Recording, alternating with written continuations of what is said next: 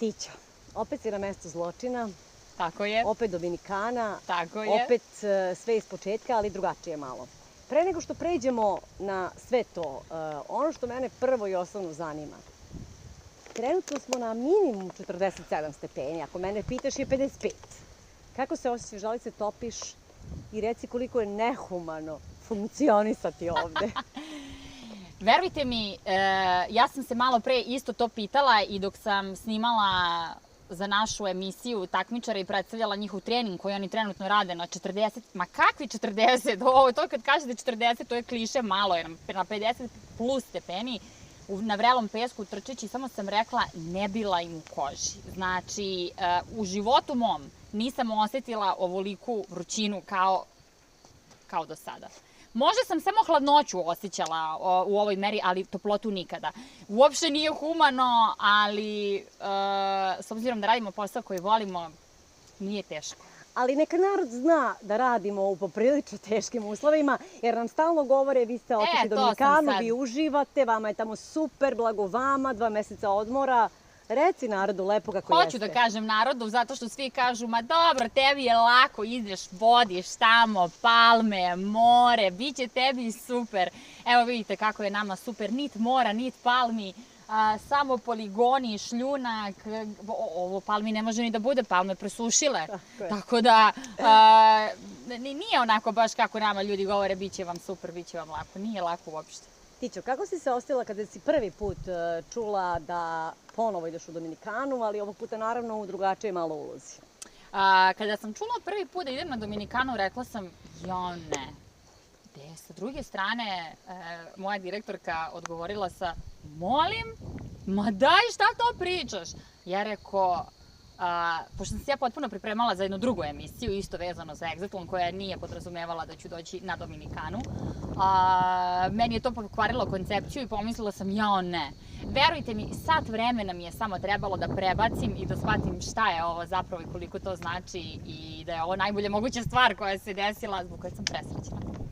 Sada kada si već neko vreme ovde u ulozi voditelja, a bila si takmičarka, kada uporediš ta dva iskustva, šta ti je bolje? Bolje mi je što sam voditelj, mnogo mi je bolje što sam na ovoj drugoj strani. Dok sam bila takmičar, sve vreme sam priželjkivala da budem na toj strani drugoj voditelja, tako da ovo nije moglo bolje da bude. I verujte mi, krajnji cilj moj svakoga dana kao takmičara ovde jeste bio taj, da dođem na next level. Next level. I došla si. I došla ti se želja.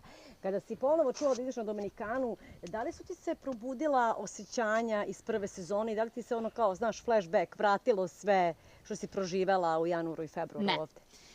Ne, nije mi se vratio nikakav flashback zato što sam ja potpuno ušla u ovaj mood posla i osjećam se kao da sam bila takmičar pre 10 godina. Ali dolazim ovde i znam sve. Znam osjećaj, znam u kakvim situacijama možemo da budemo, šta treba da radimo, šta treba da se tek uradi. Tako da sve mi je mnogo, mnogo poznato, ali mi je najviše od svega raduje zato što potpuno razumem ovu drugu stranu. Znam i kada lažu, znam i kada su tužni i kada su srećni šta osjećaju i zbog čega se osjećaju baš tako kako kažu. Upravo sam htela malo da razvijemo to pitanje. Znači, prošla si jedno i sad si u drugom. I sad ti tačno znaš kako će se u određenoj situaciji takmičari osjećati.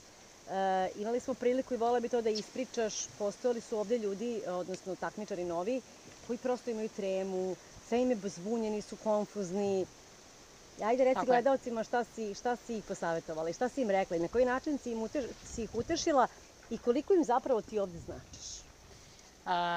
Upravo tako. Ja mislim da je odlično zato što sam voditelj baš ja, jer u trenucima i kada pričam sa njima, ja ih potpuno razumem i gledam ih sada kako prolaze deo po deo i mnogo su mi slatki, mnogo su mi smešni i simpatični, zato što su mnogo zbunjeni i razumem da konstantno traže da ih neko uštine i da im kaže da se probude i da se ovo stvarno dešava. I svi govore kako im je potpuno neverovatno da oni sad sede sa mnom tako opušteni ili putuju sa mnom kao to si ti čoveče. Sve im je potpuno neverovatno. i mnogo im to znači. I vidim da sami prilaze, otvaraju se, govore stvari koje ih nismo pitali, zato što im očigledno to je potrebno i znači im svaki savet i svaki odgovor. Znači, neverovatni su koliko samo idu i traže samo da čuju. Prosto njima to olakšava celu situaciju. Šta misliš da ćeš ti kao voditelj, a sa iskustvom takmičara, ovde prikazati publici drugačije od onoga što su imali priliku da gledaju u prvoj sezoni? Misliš li da ćeš na nečemu više potencirati, jer, kažem, opet imaš oba iskustva? Hoću sigurno. Hoću sigurno zato što kada budemo pričali, tačno ću moći da pretpostavim ako neko malo laže, ako nešto malo skriva, ako je neko možda tužan, to ne pokazuje, skriva neka svoja osjećanja. To je takođe, razumeću dešavanja u kući, razumeću kakve fore sve mogu da postoje, koje uopšte ne želim da zaobiđem, da ih ne pitam i bit ću uporna da izvučem i odgovore i da budem upućena detaljno u sve njihove situacije. Tako da, moja misija je trenutno da ih približim dovoljno sebi, da shvate da sam ja njihov prijatelj i da sam na njihovoj strani. Okej. Reci mi još da li ćeš možda, nije još krenulo, ali da li ćeš kad krene ona cijela atmosfera, set, milijardu ljudi, poligon, kreće ona tenzija, misliš li da ćeš možda poželeti u nekom momentu da obučeš takmičarski dres? To da. Znači, tu neću sada da foliram i da kažem ma ne. Sigurna sam da će doći trenutak, taj jedan kad ću želeti da izgorim i da samo uletim u teren i da ja ili gađam ili potrčim ili se takmičim, da osetim to ponovo. Jer ipak, iako ja sada jesam u ulozi voditelja, iako sam se ja dala ovom poslu, ja sam neko ko je sportista ceo svoj život i neko ko se takmiči, što u sportu, što i ovako u životu, u raznim drugim stvarima, tako da volim to. Prosto volim i ovo jeste baš projekat u kom smatram da moj karakter i pripada. Šta ćeš nam prikazati novu u emisiji Druga strana Eksatlona? Jesi napravila neki koncept, nešto, opet kažem, drugačije? Jesam. Možda nešto malo da nam otkriješ? Jesam. Ja kada sam saznala da ću da budem voditeljka Druge strane Eksatlona, u tom trenutku sam se našla, bila sam na Ibici, slavila sam svoj 30. rođendan i tada me je zvala Ivona da mi to saopšti. Posle sat vremena krenula sam put šopinga i počela da se pripremam od tog trenutka za ovaj show ovdje. Znači, mene ćete moći da vidite u kaubojkama, haljinicama, kaubojskim šeširima. Upoznala si naše nove takmičare, njih 24, reci mi neki prvi utisak o njima.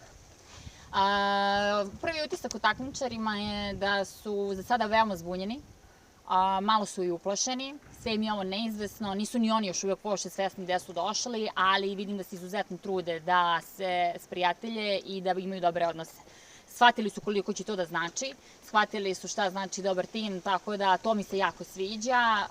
Jedna strana, mnogo mi je zanimljivo ove godine zato što imamo jednu grupu takmičara koja je izuzetno predana disciplini, ustajanju, treninzima, sportu, miru, spavanju i snu i slozi, dok imamo sa druge strane jednu drugu grupicu ljudi koja je onako malo više opuštenija, bazen, pričanje, sedenje do kasno, provod, tako je. Tako da potpuno različiti ljudi, potpuno različite ponašanja, ja ne mogu da dočekam da vidim to ovde kada krene takmičenje. Tićo, da li imaš, ja znam da ćeš ti reći neću ništa da otkrivam, ne smem da budem pristrasna i tako dalje, ali mi samo reci da li imaš već nekog favorita? Iskreno ne, ja ću vama reći ko je meni favorit i kada budem to znala, reću i zbog čega. To mislim da je tako, jer tako sam ja i bila kao takmičar. Za sada favorita nemam, zato što je mnogo rano, nisu počeli još ni da se takmiče pa da mogu da ih provalim, ali sviđa mi se u kom pravcu su krenuli, pa ćemo da vidimo. Iskreno, trenutno su mi već favoriti momci, ali želim da vidim tog tigra u oku u nekoj devojci. Želim da vidim da je luda i da ima tog tigra u oku i da neće da se boji kamera i da će da se sredi za kameru i da će tako sve, da će želeti da se pokaže onako što bolje. Tićo, za kraj, pomenula si da više ti se dopadaju muškarci, odnosno si više tu. Reci mi, je li te neki možda muškarac privukao kao muškarac? Ajde, budi otvorena. Nemoj nama ništa da kriješ. Niski su momci. To se meni ne sviđa. Mislim, ja sam devojka koja ima 1,80 m. Za mene, i kad je 1,85 m nisko, je li tako? Pa dobro, nisu svi niski. Pa, većina jeste. Većina jeste, ali hoću ovako malo još da ih upoznam kakvi su šmekeri. Pa da onda kažemo, ovo nije loše. Odlično. Ti ću hvala ti puno i još ćemo mi pričati. Vidimo se uskoro na poligonu.